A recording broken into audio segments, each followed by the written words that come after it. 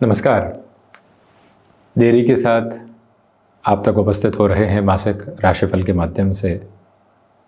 इसके लिए सर्वप्रथम करबद्ध होकर हम क्षमा प्रार्थी हैं।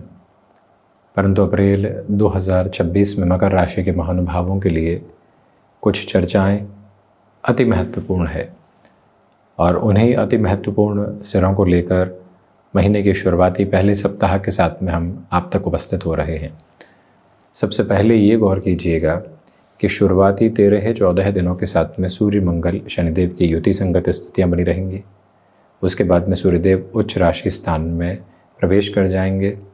महीने के अंतिम सिरे के साथ बुध की स्थितियाँ नीचस्थ आधार को प्राप्त करेगी। शुक्र स्वराशि स्थान में प्रवेश कर रहे हैं। जो सबसे पहले आपके कॉन्फिडेंस की अप्रोच है उसे एक अलग लेवल के साथ पॉजिटिविटी में देखा जाएगा और वो ही कॉन्फिडेंस आपको सिरेबद्ध तौर पर काफ़ी हद तक आगे भी बढ़ा रहा है।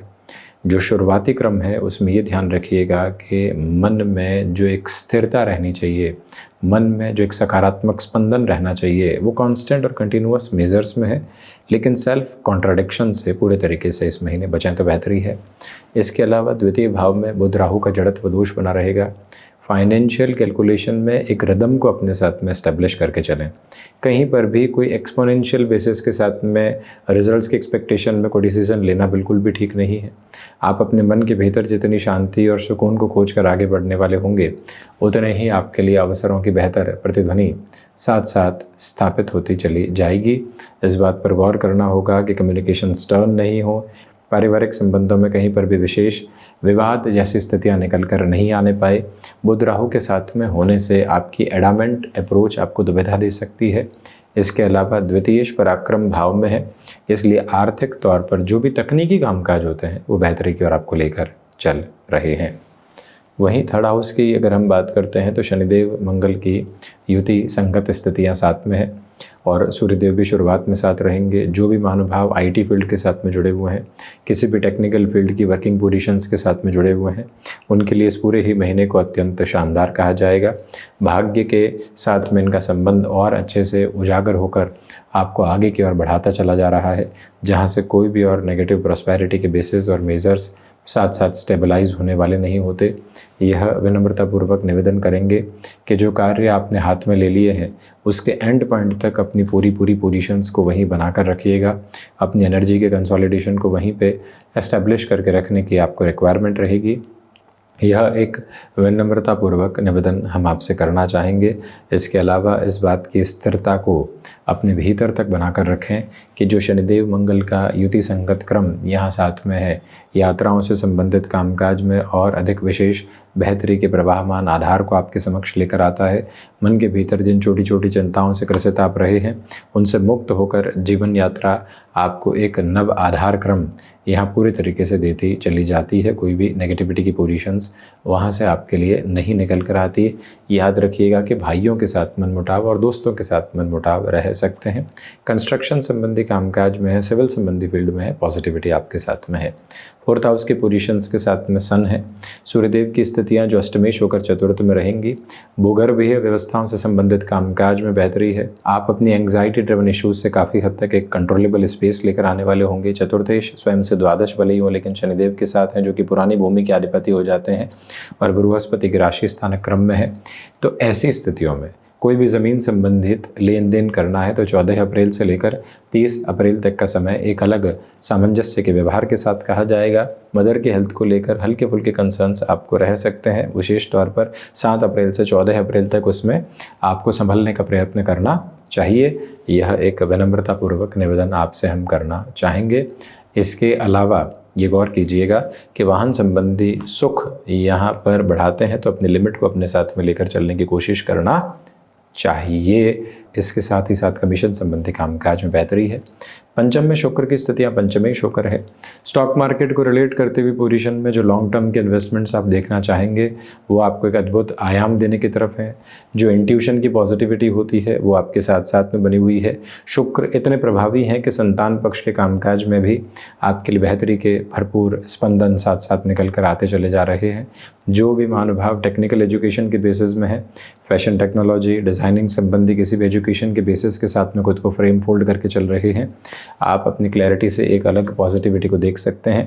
याद रखिएगा कि जो यहाँ पर लंबे समय के निवेश की यात्रा है वो आपकी गणनाएं मांगती है और उसके साथ में ही आगे बढ़ने की ज़रूरत रहेगी। 6th हाउस, जुपिटर, देवगुरु बृहस्पति की स्थितियाँ बुध के राशि स्थानक क्रम में है। बुध की स्वयं की पोजीशन 2nd हाउस में रहेगी। तो शुरुआती जो 20 अप्रैल तक का समय है, आप किसी फाइनेंशियल इंस्टीट्यूशन के साथ में जुड़े हुए हैं, आप फाइनेंस संबंधी कामकाज में जुड़े हुए हैं, इंश्योरेंस संबंधित गतिविधियों के साथ में आपका जीविकोपार्जन चल रहा है, ऐसे सारे ही क्षेत्रों के साथ में जो आप खुद को एक अलग स्तर देना चाहते हैं, वहाँ से भरपूर पॉजिटिविटी नज़र आती है। स्टमक को रिलेट करते हुए प्रॉब्लम से पूरे तरीके से आप संभलिएगा।